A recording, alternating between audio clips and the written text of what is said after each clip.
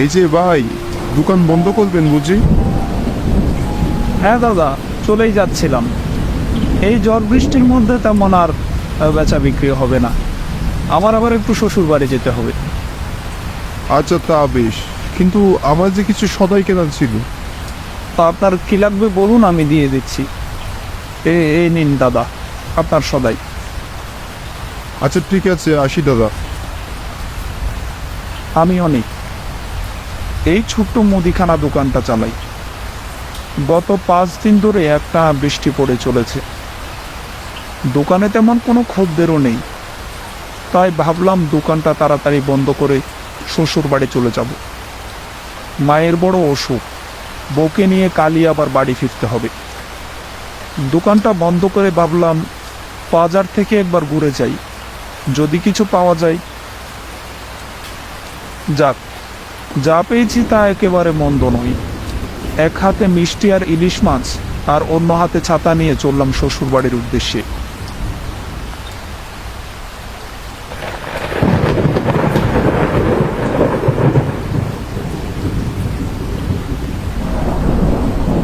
এই ঝড় বৃষ্টির সন্ধ্যায় কোনো রিক্সা বা গরুর গাড়ি পাবো বলে তো মনে হচ্ছে না। আচ্ছা, একটু দাঁড়িয়েই দেখি, যদি কিছু পাওয়া যায়। কিছুক্ষণ পর দেখলাম একটা রিক্সা এদিকেই আসছে। এই যে ভাই, এদিকে এদিকে। কোথায় যাবেন বাপু? যাবো তো শাপলা দিঘি। যাবে? সেখানে তো সন্ধেবেলা কোনো গাড়ি যায় না বাবু, ওদিকে রাস্তা খুবই খারাপ। আপনি সামনে বটতলা পর্যন্ত যেতে পারবেন, তারপর বাকি পথটুকু আপনাকে হেঁটেই যেতে হবে। হেঁটে যেতে হবে? আচ্ছা চলো, বাকি পথটুকু না হয় হেঁটেই যাব। ঠিক আছে, উঠে বসুন। রিক্সায় উঠে বসলাম। রিক্সা চলতে শুরু করলো। আকাশটা ঘন কালো মেঘে ছেয়ে গেছে, সাথে গুড়ি গুড়ি বৃষ্টি, কখনো বা দেখা মেলে বজ্রপাতের। কিছুক্ষণ পর এসে পৌঁছলাম বটতলায়। বটতলা আসতেই রিক্সাওয়ালা বললেন, বাবু নামুন, বটতলা এসে গেছি। ঠিক আছে তাহলে, চললাম আমি। সাবধানে যাবেন বাবু, ওই জঙ্গলের মাঝে মধ্যে সেখানে ডাকাত পড়ে, সাথে ভয় তো আছে। আর তার গাছের সামনে দিয়ে যেতে পিছন থেকে কেউ ডাকলে পিছনে ফিরে তাকাবেন, তাকালে আপনার বিপদ হতে পারে। রিক্সাটি আমার চোখের সামনে দিয়ে চলে গেল। হাতে মিষ্টি আর মাছ নিয়ে সামনের দিকে হেঁটে চলেছি। গাঢ় অন্ধকার এসে ঢুকে পড়েছে গাছপালায় ঘেরা জঙ্গল আর ঘরবাড়ির ঘুলি কুচিতে। এই সময় এখানে বিদ্যুতের দেখা মিলে না বেশিরভাগ দিন, তাই এখানকার জীবনযাত্রায় হারিকেন বা কুটিবাতি একমাত্র ভরসা। অন্ধকার বেদ করে গাছপালার ফাঁক গলে বিচ্ছিন্ন বাড়িগুলোতে হারিকেনের টিমটিমে আলো চোখে পড়ে থেকে থেকেই। পথের পাশের ঝুঁকে একটানা ঝিঝি পোকার ডাক, কিংবা গাছের পাতার ফাঁকে নিশিজাগা পাখির ডানা জাপটানোর আওয়াজ অন্ধকারের সাথে মিলেমিশে রাতের পরিবেশটাকে আরও ভৌতিক করে তুলেছে। চারিদিকে পানি থাকায় আদার নামলে লোকজন বাইরে বেরোয় না তেমন একটা। কিছু সময় ধরে বাজারে লোক সমাগম থাকে, তারপর ধীরে ধীরে পাতলা হতে থাকে। অন্ধকার রাত, একা একা ভয়ও করছে। আপন মনে হেঁটে চলেছি। হঠাৎ আমি পেছনে কিছু একটার আওয়াজ শুনতে পেলাম। ডাকাত ভেবে পেছনে তাকিয়ে দেখলাম কিছুই নেই। একটু আগে তো কিছু একটার আওয়াজ শুনতে পেয়েছিলাম। মনের ভুল ভেবে আবারও হাঁটতে লাগলাম। বেশ কিছুটা সামনে যেতেই আবারও পেছনে কিছু একটার আওয়াজ শুনতে পেয়ে পেছনে ফিরে তাকালাম আর বললাম, আচ্ছা এই সে লোকটা না যে সন্ধ্যায় আমার দোকানে এসেছিল? ও দাদা, আপনি এখানে? আমার কথা শুনে উনি বললেন, হ্যাঁ আমি, কিন্তু আপনি এদিকে কোথায় যাচ্ছেন? আগে সামনে আমার শ্বশুর বাড়ি, সেখানেই যাচ্ছি। তা আপনি কোথায় যাচ্ছেন? আমার বাড়ি সামনের গ্রামে, চলুন একসাথে যাই। চলুন চলুন, যাওয়া যাক। লোকটার কথা শুনে মনে একটু স্বস্তি এলো। যাক বাবা, পথ চলার জন্য একজন সঙ্গী তো পাওয়া হলো। লোকটার সাথে কথা বলতে বলতে হেঁটে চললাম। দূরের বাড়িগুলো আর বড় বড় গাছ মনে কেমন যেন একটা ভয় দড়িয়ে দিচ্ছে। পুকুরের উল্টো পাশে ছাড়া বাড়িগুলোর দিকে তাকাতেই ভেতরটা কেমন যেন কেঁপে কেঁপে উঠছে। কেবলই মনে হচ্ছে ওখানকার ঘুটঘুটে অন্ধকার ভেদ করে এখনই বেরিয়ে আসবে যেন ভূতের দল। কিছুক্ষণ পর পর পেঁচার ডাক ভয়ের মাত্রাটাকে আরো দ্বিগুণ বাড়িয়ে দিচ্ছে।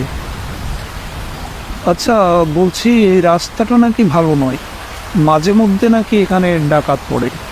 আপনি কি কিছু জানেন এ বিষয়ে? তা ঠিকই বলেছেন বটে, সামনের রাস্তাটা সত্যি ভয়ানক। দুজন কথা বলতে বলতে হেঁটে চললাম। হঠাৎ করে আমার পাশে থাকা লোকটি বললেন, আচ্ছা আপনি যান, তবে সামনে আমার বাড়ি, আমি আসি। আচ্ছা ঠিক আছে, যান তাহলে। আর বেশি দূর নেই, মিনিট কয়েক হাঁটলেই শ্বশুর বাড়ি পৌঁছে যাব।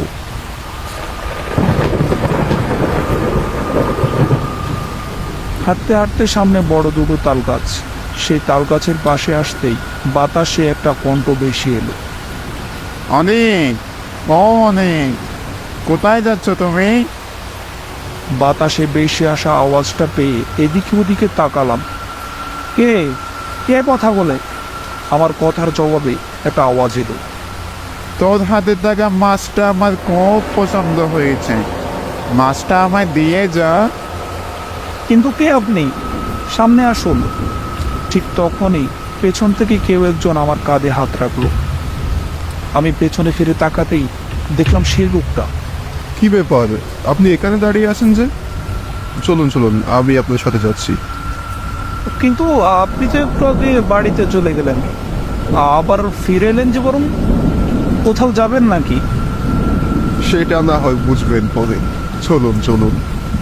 কথা মতো সেখান থেকে হাঁটতে লাগলাম।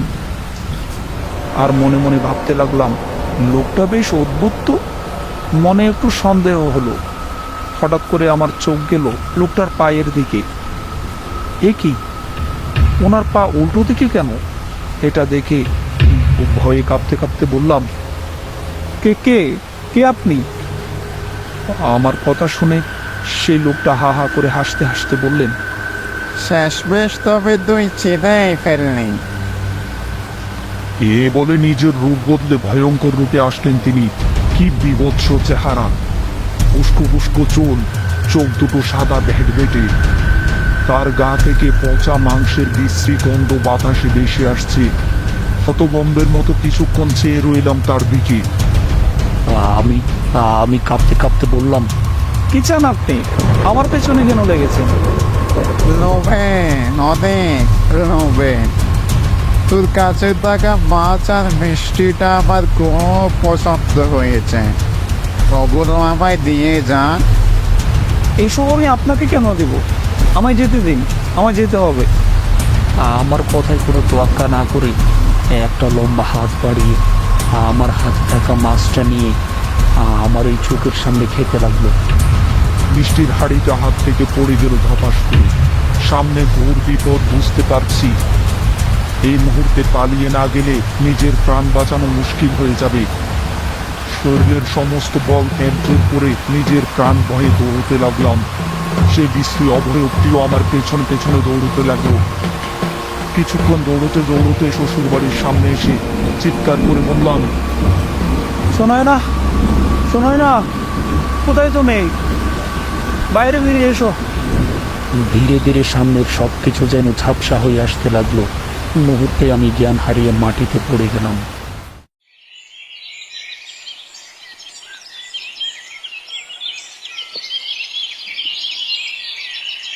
পরদিন সকালবেলা আমার জ্ঞান ফিরতে আমি দেখলাম আমার পাশে আমার শ্বশুর বসে আছে। শ্বশুর মশাই বললেন, রাতে তোমার কি হয়েছিল বাবা? বলছি, ভয় টয় পেয়েছিলে নাকি?